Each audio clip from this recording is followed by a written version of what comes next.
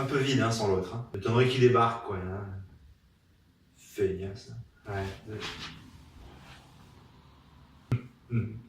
Ok. Du coup, faut que je me... C'est ça, dégage. Bon, lui c'est... Gaze, et lui c'est... Sean et... Bienvenue sur Iron Universe.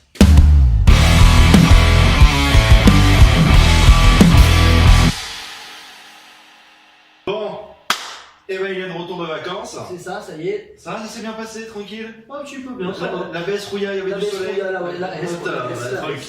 Tranquille au pépère. Donc, aujourd'hui on va parler de... Avengers. Avengers les gars. Ouais. Et oui, c'est pour ça que là... On vous a fait un vlog, on n'a pas fait tout ce qui concernait le film, quoi. Exactement. On vous a rien spoilé. Mais là, maintenant, On va pouvoir y aller. vous allez prendre cher au niveau des spoils. Donc voilà, toute la vidéo, il y aura du spoil dedans, d'accord? On parle d'un film qui est sorti il y a quand même la semaine... Il y a quelques jours, je crois. Il y a une semaine et demie. À peu près une semaine et demie, voilà. Donc là, on estime que la plupart de ceux qui regarderont la vidéo auront vu le film. Donc on va y aller comme des Pour plans. ceux qui l'ont pas vu, c'est pas compliqué, on va mettre là, ici, juste là, on va mettre en gros spoil. Donc ce qu'on va faire, c'est que tout simplement, on va commencer par 2-3 petites choses. Moi, je vais dire ce que j'en ai pensé en globalité maintenant avec des spoils et tout ça, parce que là maintenant, j'ai vu tout le film et que Sean aussi. Donc moi, je l'ai vu 2 fois. Pareil. Sean aussi. Donc on va un petit peu expliquer ce qu'on a apprécié dans le film, ce qu'on n'a pas forcément apprécié, peut-être quelques petites théories vers la fin pour savoir ce qui peut se passer dans le prochain film, tout ça. On va essayer de connecter un peu plus le reste de l'univers avec ce qui se passe en ce moment. Donc voilà, donc moi je vais peut-être commencer par moi. Bah vas-y, Voilà, merci. On t'attend là, vas-y. C'est gentil. Alors qu'est-ce que j'ai pensé du film? Donc j'ai trouvé que c'était un très très bon film comme je l'ai dit dans mes critiques parce que bon, je devais donc faire une petite critique comme Sean l'avait fait, sauf que j'ai pas pu envoyer des vidéos parce qu'on a eu un petit problème technique. Donc voilà, donc ce que j'en ai pensé c'est que c'est un film qui est très très bon à l'ensemble. Il n'y a pas de mauvaises choses à revoir dans le film. Il y a quelques petits incohérences et des choses qui vont pas forcément avec l'univers en lui-même parce que bon on va y revenir dessus. Mais bon c'est vrai que je m'attendais pas forcément à ces incohérences là. Après dans l'ensemble je pense que le film est très bon. Elles sont vite rattrapées. Ouais voilà, et après voilà donc les points forts du film pour moi donc c'est Thanos. Un très très très bon méchant, je pense qu'on va dire que c'est le meilleur méchant du Marvel. Je crois que depuis 40 ans, on n'avait pas eu un méchant comme ça. Ouais. Parce que c'est pas un méchant qui est manichéen, un petit peu comme genre c'est le tout méchant ou voilà, le trop méchant, le grand méchant contre les gentils.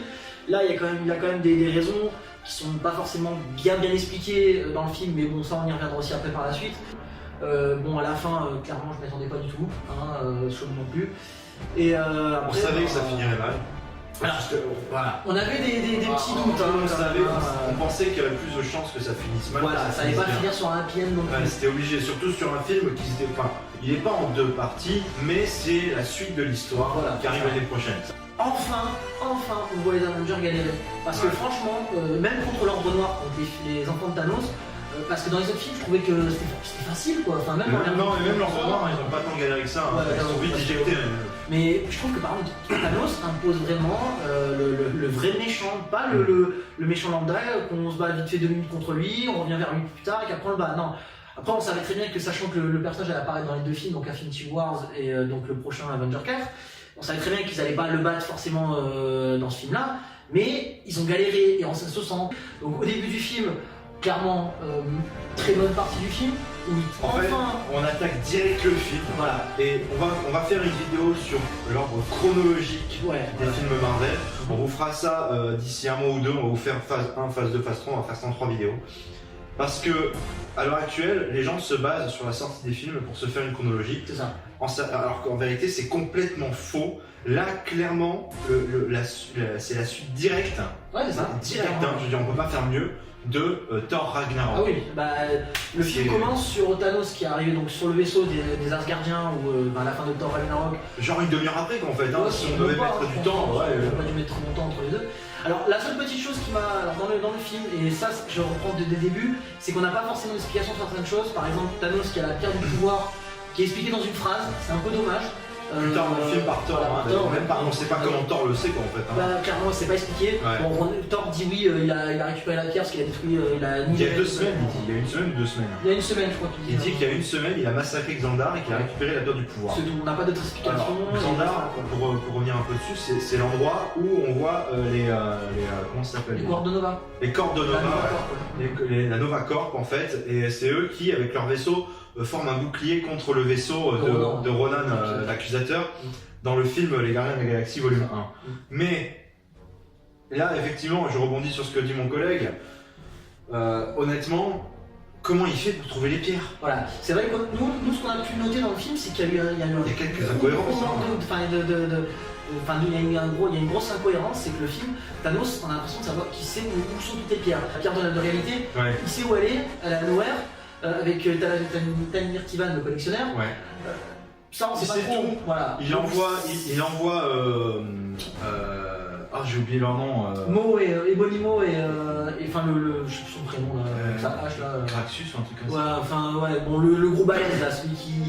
Voilà, il leur dit allez sur Terre, il y a la pierre de l'esprit et La pierre du temps. la pierre du temps. Enfin, il y a allez-y mes enfants. Bon. Il donne carrément le nom des pierres, il pourrait dire il y a juste C'est ça. 2 pierres, et là on se dirait bon Ouais. il a des doutes machin, mais non carrément là il donne le nom des pierres, il sait qu'elles y sont quoi. Il sait qu'il y en a 2 et bon, enfin on sait pas comment il C'est un peu un tour de passe-passe, un autre tour de passe-passe qu'on a, c'est plus ou moins un tour de passe-passe, c'est que vous avez à un moment donné sur le vaisseau donc Heimdall agonisant Oui. qui arrive à invoquer le Bifrost en invoquant de l'énergie noire pour envoyer Hulk sur Terre prévenir les autres. Sauf que dans la logique, c'est le seul à pouvoir utiliser la matière noire maintenant, puisqu'il succède à Odin, c'est son fils, c'est Thor. C'est ça. Je veux dire, Heimdall n'en a pas la capacité.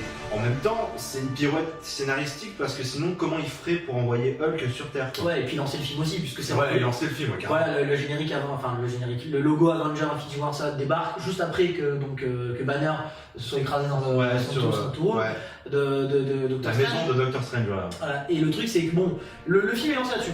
Après, mis à part ces petites incohérences qu'il y a dans le film est bon. Les personnages sont bons. Très bon. Le film est Dans très les bien personnages fait. oubliés. Hein. Ouais, c'est vrai. Alors, par exemple, bon, moi, un petit peu déçu, la mort de Loki, qui arrive un peu vite, je pense, dans le film. Bon, d'accord, c'est le début, mais je trouve que j'aurais préféré quand même qu'un personnage comme Loki, qui est quand même un des meilleurs méchants qui est devenu un gentil par la suite. Je rebondis dessus parce que là aussi c'est un gros sketch, mais côté français, pas côté américain. Ah oui. Ça aussi c'est un gros sketch les gars. Je l'ai vu en VO, je l'ai vu en VO VST et en VF, moi, donc j'ai eu la Moi je l'ai vu 2 fois en VF parce que là je m'adresse aux sociétés qui font les doublages français. Mais sans déconner, quand est-ce que vous allez arrêter de chier dans la soupe comme vous le faites en permanence quoi? Sur ce film-là, vous avez encore merdé, mais de manière extraordinaire au niveau des doublages quoi. Je veux dire, le mec qui fait la voix de Loki fait aussi la voix de Rocket Raccoon. Heureusement que Loki meurt au début du film et que les deux personnages ne se croisent pas. Comment vous auriez fait, bande de nazes? Je veux dire, et encore pareil, pour... Et là je spoil un truc, mais comme on a dit, nous c'est notre spécialité, on fait des reviews avec spoil. Content, pas content, pareil. À un moment donné, on voit Thaddeus Ross, d'accord? Le doubleur de Thaddeus Ross, c'est le même qui double Crâne Rouge qu'on revoit à un moment donné dans le film. Ouais, sur Vormir. On va revenir dessus après. Putain, mais pareil, les gars, heureusement que les gars ne se croisent pas dans le film. Vous avez de la chance, quoi. Scarlett Johansson, vous lui avez changé sa voix aussi, elle a même Par contre, j'ai pas compris. Pourquoi les gars? Pourquoi vous aviez une doubleuse qui était là depuis presque 10 ans? Pourquoi vous la changez au dernier moment? Je veux dire, c'est quoi le délire? Vous pouvez pas à un moment donné faire les choses bien pour une fois? C'est moi les sociétés de doublage français, moi j'en ai vraiment un petit peu. Moi aussi, non mais clairement, même attention quand on regarde dans les univers, que ça soit Agent of Shield, que ça soit carrément. Daredevil, comment il s'appelle Dans Daredevil, il n'y a pas que, il y a aussi celui qui fait le méchant dans Iron Fist. Vous faites aussi cette voix-là, les gars, mais sans déconner, arrêtez là. Ça, c'est le même univers. Tout, vous le savez en plus que c'est le même univers. Ok, le doubleur fait bien son job, mais arrêtez, c'est bon on maintenant. peut pas coller deux voix différentes, etc., etc. Et même il y a eu des problèmes à l'époque avec. C'était le même problème qu'il y avait eu avec dans Captain America, on prend les voix de certains pour faire dans les mêmes. Bref, au niveau de ça, je suis d'accord avec Sean. Moi, je préfère, c'est pour ça que je l'ai vu en VF et je l'ai revu en VO. J'ai eu la chance d'aller voir 2 fois en IMAX. C'est un format qui est exceptionnel au niveau de. Ce film avait été tourné en IMAX, donc c'est exceptionnel. Mais bon, vraiment là-dessus, nous, on préfère regarder en VO parce que le reste, c'est pas bon du tout. Non. Pour revenir vers le film, moi, ce que je voulais un petit peu dire aussi là-dessus, c'est que bon, le film se passe vraiment, comme on avait dit, hein, au début, comme avait dit Sean d'ailleurs, parce que c'est une remarque que je peux faire, on avait deviné que ça allait se passer direct dans l'espace. Ouais. donc avec la Thor qui voit Heimdall et Loki mourir devant lui. Alors moi la seule chose que j'aime pas forcément aimé dans le film, enfin que j'ai pas trop aimé là par rapport à ça, par rapport surtout à Thor, c'est que je trouve que les morts sont minimisées par rapport à l'impact. Par exemple, quand à un moment donné il y a Rocket et lui qui parlent de ça, en fait, alors je trouve que par rapport aux Gardiens de la Galaxie, il y a eu beaucoup d'humour qui a été rajouté par rapport à ça. Et à un moment donné, quand Rocket et lui et Thor discutent pour aller sur Nidavellir, c'est un peu humorisé, alors bon, ça pourrait pas franchement. Et là, on passe par toutes les morts qu'il a subies, hein. Donc on revient même sur Coulson, hein. C'est ça. Quand il dit ouais, un meilleur ami, poignardé en plein cœur. Direct référence à Loki qui transperce le cœur de Coulson. C'est pour ça. Mais c'est pour ça que je trouve que. Et là-dessus, le film a des fois un côté très sombre dans le côté, par exemple, je vais y venir, mais à la mort de Gamora, par exemple, il y a cet état d'esprit un petit peu genre, on voit Thanos pleurer, on voit qu'il y a quand même du c'est sombre, il tue sa fille, même si c'est sa fille adoptive, il la tue. On comprend quand même qu'il l'aime parce qu'elle croit qu'il n'aime rien, mais finalement non, il aime elle, même si quelques minutes avant il torture sa sœur Nebula. Mais voilà, c'est ça le problème, c'est que on peut pas avoir. Moi, c'est le problème de Marvel, encore une fois, c'est un peu trop d'humour sur certaines choses. Et quand on fait du sombre, soit on reste dans totalement sombre, on peut rajouter de temps en temps des petites blagues, mais là c'est un peu trop. Et je pense que le côté des Gardiens de la Galaxie, je pense que c'est là où ça m'a moins le plus. Parce que concrètement. On perd du temps sur des scènes de vannes. La scène où tu as Quill qui imite le ton de la voix de Thor, ça dure 2 minutes, c'est juste trop long, c'est trop chiant. Et ça fait des vannes pour rien. C'est un peu le côté. Ce film est, après, mis à part tous ces petits points noirs que nous on a relevés, le film. Ah oui, c'est très bon. Hein. Il envoie du lourd. Il envoie du lourd, hein, très il envoie du très lourd. Surtout, je reviens dessus, le personnage de Thanos. Waouh, je veux dire, je m'attendais à tout sauf à ça. Je savais qu'ils allaient faire quelque chose d'un peu mieux que dans le comics. Pour revenir un peu sur le comics, Thanos en fait, il est rejeté par son peuple parce qu'il naît violet et difforme au niveau de la mâchoire, qui n'est pas sans rappeler très ressemblante avec celle des Skrulls. Donc il faut savoir que sur sa planète Titan, les gens qui y vivent, ils font tous notre taille et ils nous ressemblent. En fait, ce sont des humains améliorés grosso modo. Je schématise, mais c'est ça. Créé par les Éternels, c'est ça? C'est ça. Les Éternels qui sont. Non, les Célestes. Les Célestes, c'est créé par les Célestes. Et eux, ce sont les. C'est vraiment les big boss du. Voilà, on va dire c'est des personnages qui sont dans la hiérarchie de puissance. Et en fait, c'est eux qui sont à l'origine de la mutation sur Terre, en fait. Aussi, sur toutes ces formes, les X-Men, tout ça. D'ailleurs, on a fait une vidéo il n'y a pas longtemps sur le rachat de la Fox par Disney. Voilà, vous avez compris. Bref, tout ça pour dire qu'un céleste, on en voit un, c'est l'astéroïde Noir. En fait, c'est la tête d'un céleste. Voilà, c'est une des créatures les plus puissantes, elles font 600 mètres de haut. Voilà, bref. On voir dans le Gardien de la Galaxie quand. On en voit un qui tient le sceptre avec la pierre de pouvoir dedans. Voilà. Donc, honnêtement, lui, il est rejeté à cause de ça, à cause de sa difformité et de sa non-ressemblance avec sa race, quoi. Et dans le comics, il décide, il s'éprend de la mort, en fait. La mort qui est une entité, qui est une femme, en fait. Il s'éprend d'elle, et pour l'impressionner, il décide de détruire l'univers. La moitié de l'univers. De gouverner l'univers. Ça va pas plus loin, on n'a pas d'explication. Et là, l'intelligence des scénaristes, parce que c'est vraiment intelligent, c'est qu'on a un rappel sur notre société actuelle. Notre propre société, c'est les problèmes qu'on vit actuellement, le fait qu'effectivement. La surconsommation, on est trop sur la planète. On est beaucoup trop nombreux. La planète, elle produit disons que l'unité pour un cycle. Voilà. Nous, on consomme 1,5 cycles par an. C'est-à-dire un demi-cycle de trop. C'est-à-dire qu'on est vraiment trop nombreux sur Terre. Et Thanos, la seule réponse à la problématique qu'il ait trouvée, c'est d'exterminer la moitié de l'univers pour que chaque planète puisse continuer à donner les ressources suffisantes pour un nombre suffisant de personnes. Et si je peux rebondir sur ce qu'il dit, là je suis d'accord avec ce que dit Sean, c'est que en fait, ce qui est bien dans le film, c'est que le personnage, c'est pas genre amené pour faire le grand méchant encore une fois. Et ce que j'aime beaucoup, c'est que quand c'est expliqué, par exemple, quand Gamora et lui ont cette discussion, elle le traite de fou. Et lui, il lui dit clairement, mais par exemple, qu'il prend son exemple à elle, qu'elle vient d'une planète où quand elle se levait le matin, elle avait faim, etc. Lui, il est venu, ok, il a exterminé la moitié de sa planète, enfin de la ville où elle est, ouais. Et il lui dit clairement, qu'est-ce que ça a amené? Tous les enfants qui sont nés après ont connu que ripaille, enfin des repas, etc. Et là où il a raison, c'est qu'il dit c'est pas genre je le fais parce que j'ai envie de le faire, je le fais parce que je m'intéresse à ça. Et il dit clairement je suis le seul à m'intéresser à ça. Et je trouve que dans ça, c'est d'avoir fait un méchant qui est construit. C'est pas un méchant pour être méchant. Et c'est ça que on le dit depuis des années. c'est pas pour l'amener en disant lui il va venir, il va tuer tout le monde. Et là, il n'y a pas de troisième acte. Dans le film, il n'y a pas de troisième acte. C'est tout le long du film. Cette fin. Il n'y a pas de troisième acte. Je veux dire, c'est tout le long du film, il est là le méchant. Exactement. Il est vraiment là, quoi. Je veux dire, c'est pas, on le distille un peu au fur et à mesure du film, et au troisième acte, on lui met la pâtée du siècle. Là, il est là tout le long du film. Après, effectivement, il y a peut-être trop de combats. Alors moi, ce que j'allais en parler, je trouve que le film, il y a beaucoup d'action. L'arrivée de certains personnages sont moi j'ai trouvé ça un petit peu télescopé. Ah, une incohérence aussi. De quoi? Je reviens dessus, je te l'ai pas dit, mais une incohérence, c'est quand ils sont sur Titan et que Thanos s'en va avec Gamora pour aller chercher la pierre sur Vormir. Non, Vormir, voilà. Nebula envoie un message de détresse à Mantis en lui disant de venir sur Titan, et genre la scène après, ils sont déjà sur Titan. Ouais. Il n'y a pas un petit problème de cohérence, les gars. Là où ils sont placés, ils sont pas à côté de Titan, ils sont pas sur la route, hein, ils sont sur Nowhere. Ils sont sur Nowhere. Nowhere Titan, les gars, il y a quand même une trotte, hein, je veux dire, c'est pas la porte à côté, tu fais pas ça d'Odan, quoi, tu vois. Donc, bon. Ça, je suis d'accord avec lui. Voilà.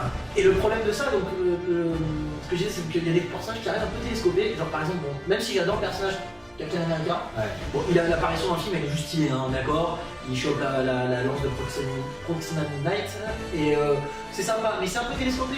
Sachant qu'en plus, bon, je trouve que l'arrivée de certains autres personnages, donc par exemple, on parle de Vision dans le film à un moment donné, quand il est avec, avec Wanda, tu les vois un peu apparaître comme ça. Et je trouve que ça, c'est pas forcément bien amené. Pareil pour. Bon, après, par exemple, Strange, pour le côté avec Strange, Tony Stark, etc., stylé, ça y a rien à dire. Le truc que j'ai bien aimé, le petit point, c'est le côté que Banner, par exemple, donc, dès le début du film, donc Hulk affronte Thanos, il se prend une raclée totale, et il est envoyé sur Terre. À partir du moment où il arrive sur Terre, bon, Hulk ne peut pas sortir de son machin. Parce que je pense, ça c'est pas une petite théorie, mais petite anecdote. Je pense qu'il a la trouille. Ouais, parce qu'il s'est pris une grosse année par Thanos. Et comme il s'est fait éclater, il s'est dit bon, j'ai plus envie de ressortir, sachant que quand il était sur Thor Ragnarok il y a en 2 ans Hulk, et qu'il a battu tous ses adversaires et tout ça, je pense que là il le prend mal. Et je trouve que ça a été. Là, côté humour, je trouve que c'est sympa. Ouais. Parce qu'à un moment donné, quand à la fin, donc Bruce Banner. Alors, pour une fois qu'on n'a pas la facilité d'avoir un personnage surpuissant. Voilà. Sauf qu'en plus, le petit côté humoristique, la seule chose.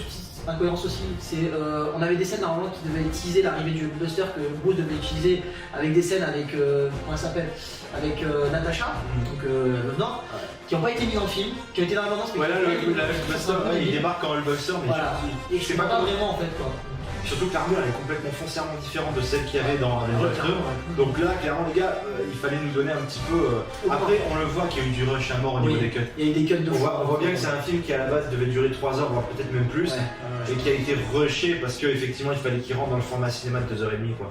Mais au-delà de ça, au-delà de toutes ces petites, de ces petits points noirs que nous on a constatés, le film il en reste vraiment un incroyable aboutissement de 10 ans. Je veux dire, c'est. Enfin, nous, on est vraiment des purs fans dans la mesure où on a grandi avec ces bandes dessinées. C'est ça. Genre, moi, j'ai commencé à lire ces bandes dessinées, je devais avoir 11-12 ans. Quand j'étais gamin, ma mère, elle nous avait abonnés à la chaîne des dessins animés sur la Fox. Et on avait le Surfeur d'argent, on avait les X-Men, on avait plein de dessins animés, donc on pouvait regarder quand on était gamin. On a grandi avec ces super-héros. Batman, bon, Batman c'est courant, je veux dire c'est le truc qui passait le plus à la télé. Oui, je veux dire tout le monde peut regarder, c'est etc. Mais Marvel c'était vraiment le truc qui passait pas forcément le plus souvent, on avait Spider-Man et basta quoi. On avait que ça. Donc le fait de pouvoir voir mon enfance se réaliser aujourd'hui en tant qu'adulte au cinéma et surtout de manière adulte, on n'est plus sur le côté enfance. Ah oui, mais clairement. Ouais. Certes, ça reste du tout public divertissement, mais le fond de l'histoire, il est quand même. Non, moi je trouve que celui-là est très mature. Ça reste mature. C'est ça que je dis que le côté un petit peu enfantin, un peu rigolo, etc., des gardiens qu'on met, etc., avec l'humour et tout ça, est des fois un peu lourd. Mais après, ça va. Le côté sombre du film reste. Parce qu'il y a quand même des morts marquantes dans ce film. On a quand même la mort de Loki, la mort d'Heimdall, la mort de Gamora. Ouais. À la fin du film, donc, quand Thanos claque des doigts, d'ailleurs très bonne référence aux comics, il claque des doigts pour supprimer la moitié de l'univers. On a quand même qui meurt, Alors on va revenir là-dessus vite fait à la fin de la vidéo pour parler de la théorie qu'on aura pour la suite. On va vous parler de où sont passés les personnages. Pour nous, après on verra où est-ce que ça en est, mais donc, il y a quand même Bucky qui disparaît, Black Panther, comment il s'appelle, Doctor Strange. On a bon, Groot et tout ça, mais ça c'est pas très voilà, c'est pas des personnages centraux au film. Les seuls Oui, qui restent, etc. alors, les seuls qui restent des Gardiens de la Galaxie, parce qu'ils sont nombreux à noter ceux qui disparaissent, il reste que Rocket Raccoon et Nebula. C'est ça. Voilà. Voilà, des deux. Après, il reste bon, Thor, Banner et tout ça. La seule, moi, peut-être un petit peu personnellement qui m'a un peu marqué, c'est la scène où il y a Spider-Man, donc Tony Stark, et lui, il le prend dans ses bras. Il y a ce côté ça, je trouvais ça sympa parce que aussi, il y a un truc que je peux remarquer, ça, je pense que toi, tu pourras m'en dire un peu plus.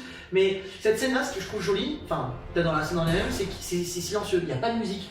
Tout le monde disparaît au fur et à mesure, c'est silencieux et je trouve que c'est très vraiment bien. voilà. Le seul bruit qu'on entend, c'est celui où ils disparaissent. C'est ça. Ils disparaissent, cette espèce de souffle Exactement. un peu cosmique qu'on entend C'est ça. vite fait, quoi. Au moment où ils disparaissent, moi je trouve ça formidable. Et surtout, ce qui est formidable, c'est qu'on a vraiment un rapport à la BD qui est très présent dans ce film. Clairement. Le moment où Spider-Man, Peter Parker, va pour disparaître, on sent la proximité qu'il y a entre lui et Tony Stark, et cette proximité, on l'a aussi dans la bande dessinée. Puisque voilà, c'est dans les Ultimates, il me semble, ça, où il devient un peu son père de substitution. ouais, grosso modo, c'est un peu ça. Il est le protégé de Nick Fury dans la BD, mais il est aussi le protégé de Tony Stark. On le voit, il y a encore une référence à la BD qu'on avait déjà à la fin du premier Spider-Man. Iron Spider. L'Iron Spider, ouais, c'est cette armure. Alors, petit bémol, je reviens dessus vite fait aussi, sur l'armure de Tony Stark. Waouh, en l'espace de 2 ans, le mec qui passe à la nanotechnologie. Ouais, j'avoue que c'était un peu chic quand même. C'était quand même un peu gros. Ouais, parce que là, clairement, on voit que donc, la dernière fois qu'on a vu Tony Stark, c'était vraiment se battre, c'est dans Spider-Man. Non, même pas, parce qu'on va pas se battre dans Spider-Man. Non, mais on voit une armure, c'est sa dernière armure qu'on voit. Voilà. Mais dans Civil Wars, là on passe quand même en 2016 à Civil Wars où il avait une armure où il pouvait. Et là d'un coup il a une machine où il clique dessus 2 fois et puis le truc qui. Bon, je trouvais ça un peu gros. Ouais. Après, il faut savoir que bon, ça fait quand même 10 ans, parce que je pense que l'univers suit bien le. D'ailleurs, rattrapage à la volée de ça, c'est que Tony Stark a demandé, parce qu'il y avait eu une incohérence dans Spider-Man, c'était qu'il disait 8 ans plus tard. Là, à un moment donné, Tony Stark dit à Strange. Ça fait 6 ans. 6 ans que ça lui triture la tête, que Thanos, etc., lui prend la tête. Ouais. Et c'était donc 2018, 6 ans, 2012, Avengers. Donc on va peut-être se finir sur la théorie qu'on aura pour la suite. Moi concrètement, ce que j'en pense, après on a peut-être un petit peu la différence aussi. Concrètement, la seule chose qui est obligée d'arriver, je pense, c'est un retour dans le temps. Je pense que là-dessus, tout le monde est d'accord. De toute façon, les photos de tournage qu'il y a eu, etc. C'est pas compliqué. La théorie que nous on est d'accord dessus. Donc déjà voyage dans le temps, mais il n'y a pas 36 manières de retourner dans le temps, il n'y a que certaines personnes dans l'univers Marvel qui peuvent retourner dans le temps.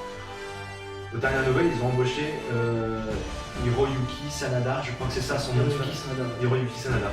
Donc on l'avait déjà vu dans X-Men Wolverine, The Wolverine, où il jouait entre guillemets méchant, pas méchant, c'était un peu c'était pas très défini. Voilà ce que je veux dire, ouais. C'était pas. Il jouait le fils du samouraï d'argent parce que c'était le papy, enfin bon, qui bref. Finalement n'était pas tant que ça lui, samouraï d'argent, enfin voilà. Dans ce film-là, la théorie qu'on a nous, et pour fouiller, mais alors j'ai passé des heures à fouiller.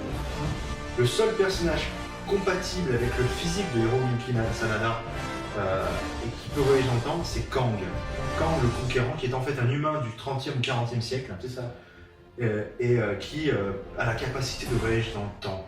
Et honnêtement, moi je pense qu'il a été embauché pour jouer ce personnage-là. Parce que honnêtement, si c'est pour le faire jouer un gars de la mafia japonaise, sans déconner, il y a vraiment mieux à faire, c'est un grand acteur. En plus, c'est un très bon acteur. C'est un gros acteur, au Japon c'est juste une superstar, c'est juste incroyable. Donc là, je vois pas autre chose pour lui que Kang le Conquérant. Moi je pense qu'il a été embauché pour ça. Moi je pense que c'est pour ça. Après là-dessus, bon, on a un peu la même idée là-dessus. Après, moi j'ai vu d'autres théories parce que j'ai fait pas mal de recherches aussi de mon côté.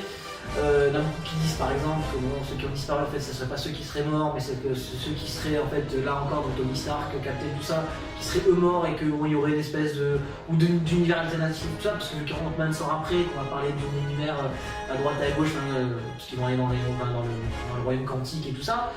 Bon, après pour moi la plus grosse théorie de toute façon en tous les cas c'est qu'il va falloir. Le seul souci, ce que j'ai peur aussi par rapport à ça, c'est aux théories, c'est que ces morts-là qu'il y a eu dans Infinity War n'aient pas vraiment de conséquences par la suite, parce que si on fait revivre tous ces personnages-là, concrètement. De toute façon, ils sont castés. Voilà, c'est ça le problème, c'est qu'on va les revoir dans le film. Donc soit on les revoit dans le temps, On peut pas, voilà, ils sont castés. soit bah, on les refait vivre. Et bon, Ils sont castés. Ils sont castés. Et autre théorie, c'est qu'on voit Tony Stark sur les images du tournage, vieux, avec une tenue du Shield.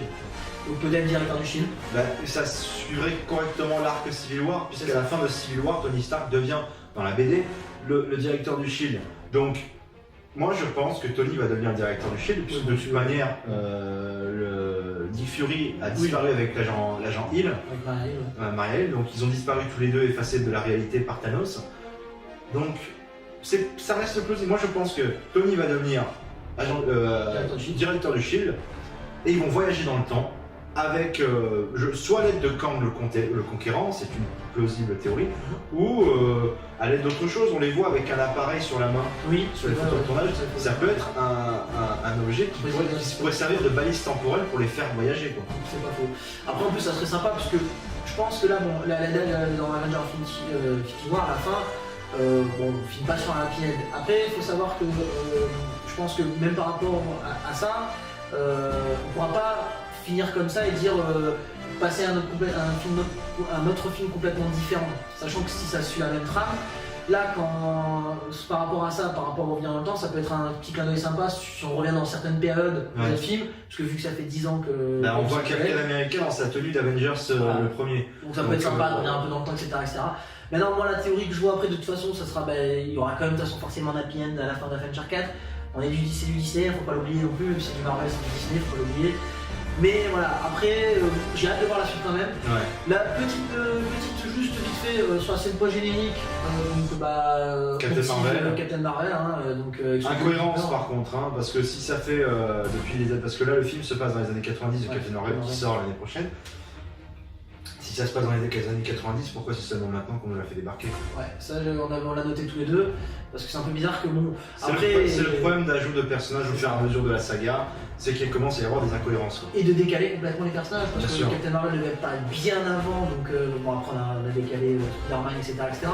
Mais si on l'avait remis avant, qu'on aurait au moins teasé un petit peu le machin, la seule chose qu'on sait un petit peu du film, on en parlera plus tard parce qu'on va pas commencer à en parler maintenant, mais c'est qu'il y a des personnages que c'est sûr qu'on va revoir, bien sûr, donc Nick Fury quand il sera en encore ses deux yeux d'ailleurs, on va revoir Clark Gregg, Coulson, notre cher Coulson, de l'agent of Shield, et puis d'autres personnages aussi, on va revoir Ronan et tout, d'après ce que j'ai vu, mais bon, on verra ce que ça va donner, mais c'est vrai que le teasing n'est pas forcément ça. Après le prochain film qui sort, c'est Ant-Man. Petite parenthèse, quand il avait ses deux yeux, il en a perdu un à cause de Wolverine. C'est vrai ça, c'est pas faux. Donc, on dit rien, ils ont racheté la Fox. On verra bien. On va peut-être qu'ils vont voir si tease ça. Mais bon, prochain film c'est Ant-Man, on fera une vidéo dessus, je pense un petit peu avant, donc le mois prochain. Et voilà, bon après donc pour finir, le film très très bon, courez le voir quand même, parce que c'est un bon aboutissement comme disait Sean Tanner de 10 ans de Marvel Cinematic Universe. Et je le reverrai je pense avec plaisir, toi aussi je pense. Ouais. Peut-être pas dans l'immédiat, je vais encore digérer un peu tout ce qui s'est passé, j'irai revoir un peu moins chaud parce que je suis encore un peu chaud du film, mais voilà, on a Deadpool qui arrive dans 2 semaines, on fera une vidéo, si on voit quelque chose qui, hop, on fera une vidéo dessus, voilà. Bon on va vous laisser là. Ok, et puis à la prochaine. Ciao. Ciao. Pop.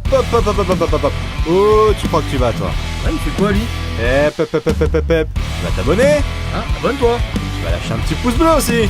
Lâche pas un pouce, fais gaffe. Attention, on revient pas nous sinon hein.